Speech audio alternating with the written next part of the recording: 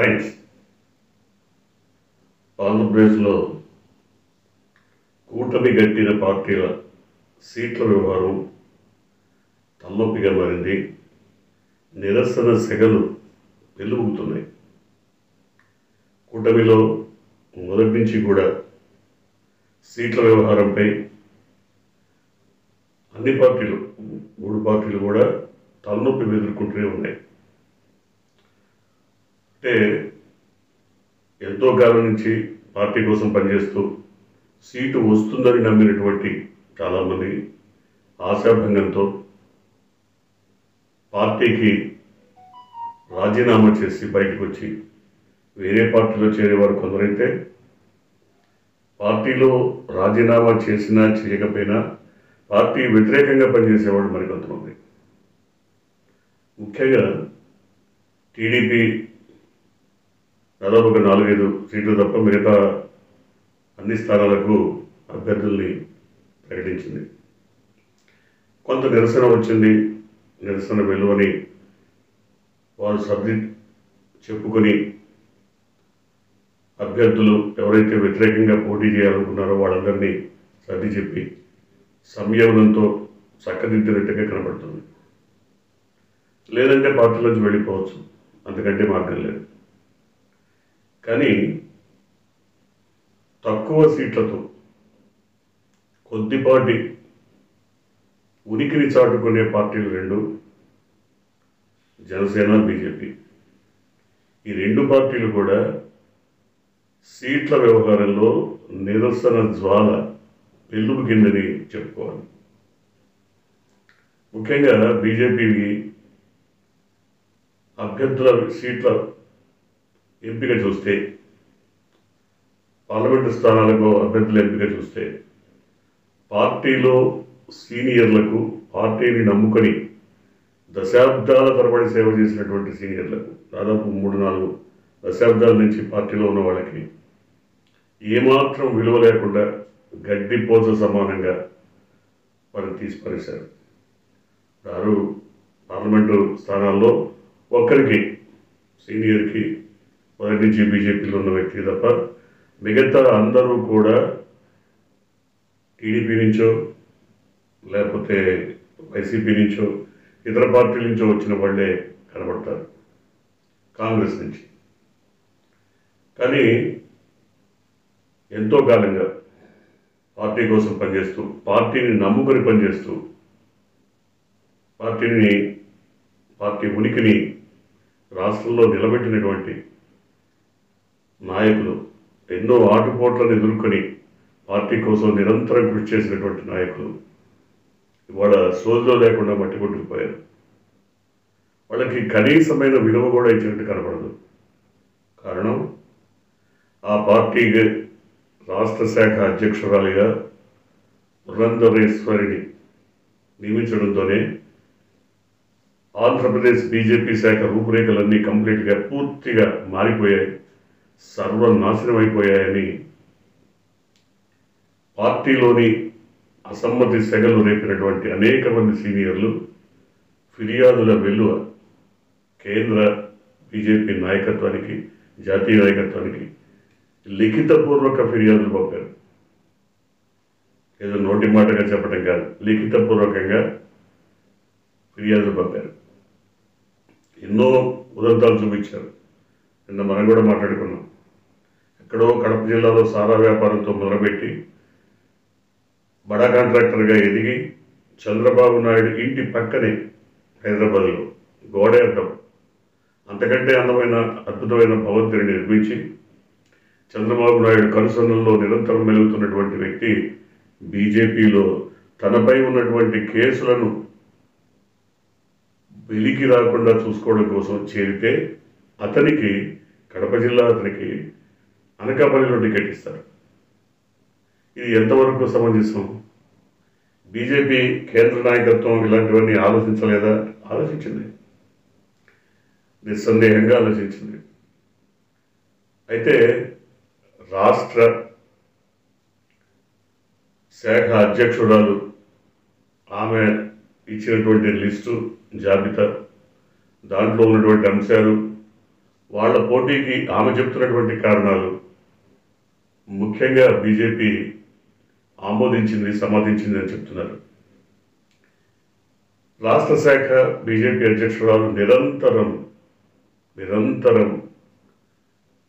TDP కోసమే పనిచేస్తారన్నది అందరూ చెప్తున్నమాట. మనం చెప్పడం కాదు, బీజేపీలోని నిరసనకారులందరూ, సీనియర్ నాయకులందరూ చెప్తున్నమాట. అందువల్లనే సీనియర్లు పార్టీ కోసం కష్టపడ్డ వాళ్ళందరినీ పక్కన పెట్టి టీడీపీలోంచి వచ్చిన వాళ్ళకి పెద్దపీట వేశారు.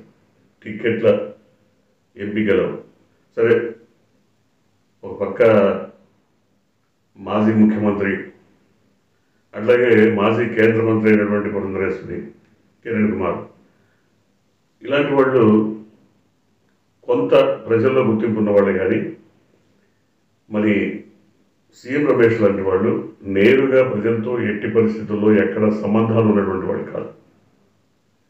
అయినా వాళ్ళకి టికెట్ ఇచ్చారు.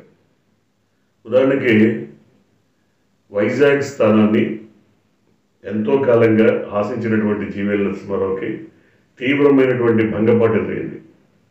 కారణం ఆయన సామాజిక వర్గం కావచ్చు, లేదా ఆయనకి అంత ఆర్థికమైనటువంటి శక్తి సామర్థ్యాలు లేవని భావించుండొచ్చు, లేదా పార్టీ భుజాన వేసుకొని ఆయన్ని గెలిపించాల్సినటువంటి పరిస్థితి ఉంటుందని భావించి ఉండొచ్చు. ఏదైనా కారణం కావచ్చు. జీవీఎల్ఏ కాదు, విష్ణువర్ధన్ రెడ్డే కాదు, సోము వీర్రాజే కాదు,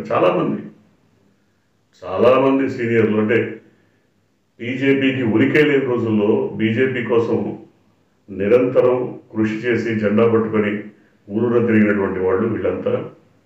వీళ్ళకి కనీసమైనటువంటి మర్యాద, గౌరవం కూడా పార్టీలో దక్కలేదు. అంటే వీళ్ళు పార్టీ వదిలిపోతే ఏదో గొప్ప పదవులు వస్తాయని కాదు. పార్టీలో ఉన్నా లేకున్నా వీళ్ళ స్థాయి అంతే అనేది బీజేపీ అభిప్రాయం. వాడు పార్టీలో ఉన్నా అంతే స్థాయి, పార్టీలో నుంచి బయటకు వెళ్ళిపోయినా ఇట్ మేక్స్ నో డిఫరెన్స్, తేడా ఏముండదు. అందువల్లనే వాడిని ఆ విధంగా పూచిక పొల్లలాగా పక్కన పడేశారు. బీజేపీ పరిస్థితి ఇట్లా ఉంటే దశాబ్ద కాలం క్రితం పుట్టి ఇంకా తప్పటడుగులు వేస్తున్నటువంటి సేన, జనసేన, ఆ పార్టీ కూడా ఏదో 21 అసెంబ్లీ స్థానాలు తీసుకుంది, 2 పార్లమెంట్ తీసుకుంది. ఇప్పటికి కూడా ఈ రోజు వరకు కూడా పూర్తిగా అభ్యర్థులను ప్రకటించకపోవడానికి కారణం ఏంటో ఇవాళ అభ్యర్థులను ప్రకటించిన తర్వాత అర్థమైపోయింది. ఉదాహరణకి సేనలో గొంతు చించుకొని అరిచి గోలబెట్టి గీబెట్టి రోడ్ల మీద పరుగులు తీసినటువంటి ఎంతోమంది కార్యకర్తలకి గుర్తింపే లేకుండా పోయిందని ఇవాళ వాళ్ళు చెప్తున్నదే, మనం చెప్పటం లేదు.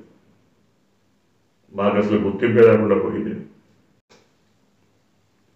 అంతేకాదు, కొంతమంది మహిళా నాయకురాళ్ళైతే తీవ్ర నిరసన వ్యక్తం చేస్తూ పార్టీ నుంచి బయటకు వచ్చి ఏ పార్టీలోనూ చేరకపోయినా జనసేన ఓటమి కోసం పనిచేస్తామని అనేక టీవీ ఇంటర్వ్యూల్లో చెప్తున్నారు. వాళ్ళంతా వీర మహిళలుగా గుర్తింపు పొందినటువంటి వాళ్ళు, అంతో ఇంతో రాజకీయ చరిత్ర ఉన్నటువంటి వాళ్ళు, కొన్ని పదవులు నిర్వహించినటువంటి వాళ్ళు. ఇలాంటి వారందరూ కూడా ఏం చెప్తున్నారు? జనసేనలో టీడీపీ కోవర్టుగా ఉన్నటువంటి నాదెళ్ల భాస్కర్రావు కుమారుడు నాదెళ్ల మనోహర్, ఆయన పెత్తనం, ఆయన శాసనాలతో పార్టీ చిన్నాభిన్నమైపోయే పరిస్థితి వచ్చింది. ఆయన అనుసరిస్తున్నటువంటి వైఖరి టీడీపీ అనుకూల వైఖరి. కాబట్టి జనసేనలో ఇమిడి ఇంకా కొనసాగాటం తమకి ఎంత మాత్రం ఇష్టం లేదని అనేక మంది బయటకు వస్తున్నారు. ఇప్పటికే చాలామంది వచ్చారు, ఇంకా కొంతమంది బయటకు వస్తున్నారు. కారణం ఏంటి? ఏదో బాగా డబ్బుండి, పలుకుబడి ఉండి, ఆస్తిపాస్తులుండి పార్టీకి భారీగా విరాళాలు ఇచ్చేటువంటి పరిస్థితి ఉన్నటువంటి వ్యక్తులను, శక్తులను అభ్యర్థులు ఎంపిక చేస్తున్నారే తప్ప పార్టీ కోసం నిరంతరం కష్టపడ్డ సామాన్య కార్యకర్తకు ఎక్కడ విలువ లేదు అని ఆ పార్టీ నాయకులు చెప్తున్నారు. ఇందుకు కారణం పార్టీలో ముఖ్యంగా తూర్పుగోదావరి జిల్లాలో శెట్టిపల్లి సామాజిక వర్గానికి గట్టి ప్రాబల్యం ఉంది, పట్టుంది. ఆ సామాజిక వర్గానికి అంతో ఇంతో విలువ కూడా ఉంది. కానీ ఆ సామాజిక వర్గాన్ని పూర్తిగా జనసేన పక్కన పెట్టింది. కాపులో ఒక వర్గానికే ఎక్కువ ప్రాధాన్యం ఇచ్చింది అనే విమర్శలు వినపడుతున్నాయి. అంటే కాపు సామాజిక వర్గంలోని బీసీలు ఇతరులు చీలిపోయారు. కారణం జనసేన పార్టీ తీసుకున్నటువంటి నిర్ణయాలు, పార్టీలో మనోహర్ తీసుకుంటున్నటువంటి నిర్ణయాలు. ఒకటి కాదు, రెండు కాదు, దాదాపు 21లో ఒక్క స్థానాన్ని మాత్రమే మహిళకి ఇచ్చారు నెల్లిమర్లో. ఓకే, అది కూడా ఆవిడ కొద్దో గొప్ప ఆర్థిక స్తోమత ఉన్న వ్యక్తి కాబట్టి ఆమెకి ఇచ్చారని చెప్తున్నారు. మిగతా వాళ్ళంతా, మిగతా ఎవరికి, బీసీలకి, ముఖ్యంగా ఎస్సీ ఎస్టీ మైనారిటీలకి, అంటే వాళ్ళ స్థానాలకి ఎస్సీ రిజర్వ్డ్ స్థానంలో ఎస్సీకి ఇవ్వాలి, ఎస్టీ రిజర్వ్డ్ స్థానంలో ఎస్టీకి ఇవ్వాలి.